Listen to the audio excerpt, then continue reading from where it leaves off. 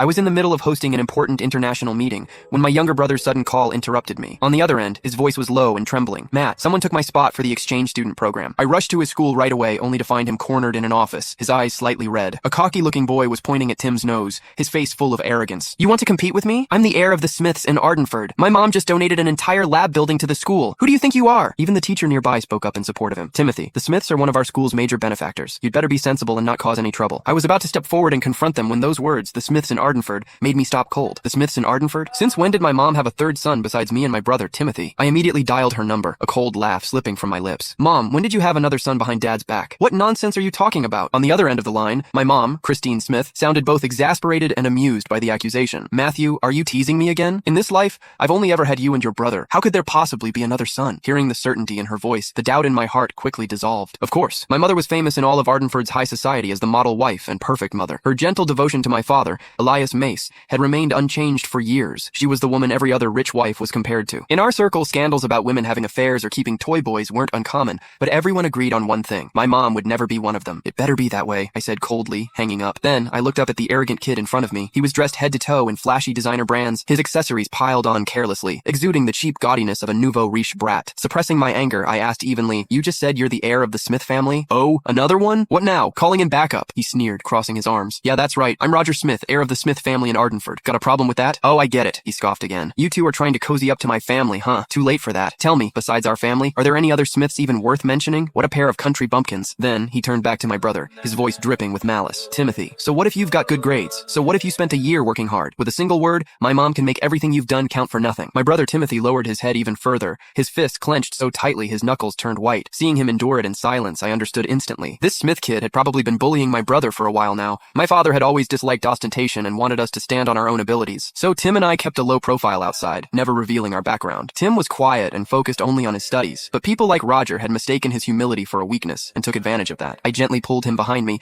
and turned my cold gaze back to Roger. As far as I know, all the paperwork and approvals for the exchange program have already gone through. Replacing someone at the last minute isn't exactly by the rules, is it? Rules? Roger let out a mocking laugh. With a smug grin, he pulled a stack of documents from his bag and waved them in front of me. You mean these? Timothy's application documents? Sorry, never made it to the office. I held onto them myself. Roger smiled brightly, but the words that came out of his mouth were vicious. So you see, the final list the school submitted only had one name from start to finish. Mine, Roger Smith. No matter how well prepared he was, what good would it do him? As soon as he finished, he tore in half, right in front of me, the stack of documents Timothy had poured countless days and nights of effort into. Matt! Timothy's voice cracked as he shouted, his eyes instantly reddening. I watched those papers scatter to the ground, fury blazing through me in an instant. I'd seen shameless people before, but never anyone this brazenly shameless. You! My blood surged, the veins at my temples throbbing. What about me? Roger sneered, grinding the shredded papers beneath his shoe.